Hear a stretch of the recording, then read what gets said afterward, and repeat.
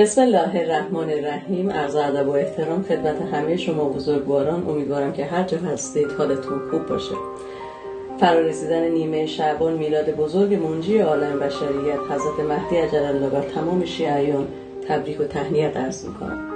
ویدیو امروزمون آموزش علم رمل و دانستن خانه های 16 گانه رمل و هر کدام از خانه ها چه معنایی دارد رو توضیح میدم خدمتتون.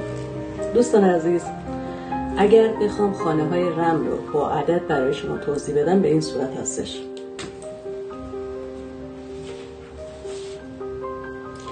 یک، دو، به این صورت می نویسیم.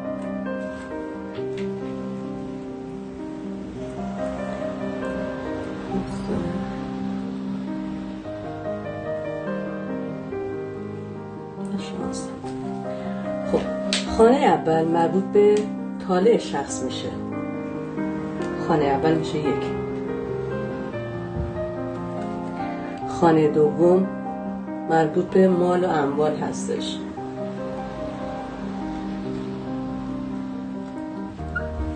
خانه سوم مربوط به خواهران، خویشاوندان، نقل و مکان.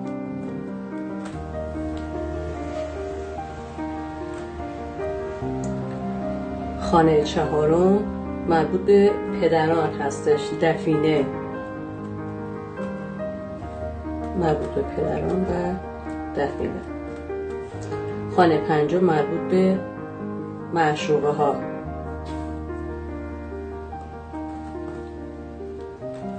خانه ششم مربوط به سحر و جادو هستش.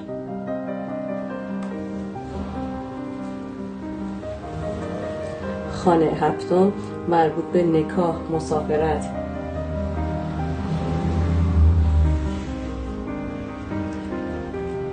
خانه هشتم مربوط به میراث، خوف، خطر مرگ.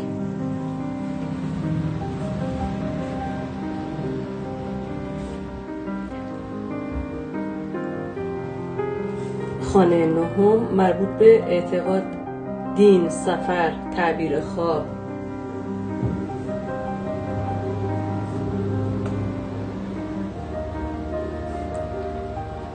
خانه دهم مربوط به عزت و جلال، شغل اینا می باشد.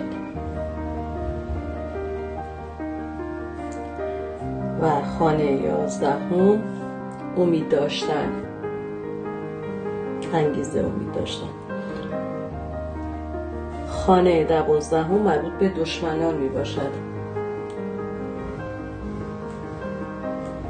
خانه 13 مربوط به طالب و خانه 14 مربوط به مطلوب. و خانه 15 قاضی رمل می باشد. خانه 16 مربوط به عاقبت شخص.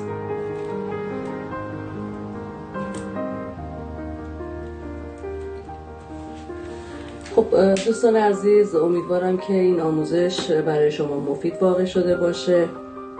همراهان عزیز، لطفا کانال ما رو در یوتیوب دنبال کنید، سابسکرایب کنید، زنگوله کنارش رو فعال کنید تا از کلیپ‌های جدیدی که میذاریم مطلع شوید.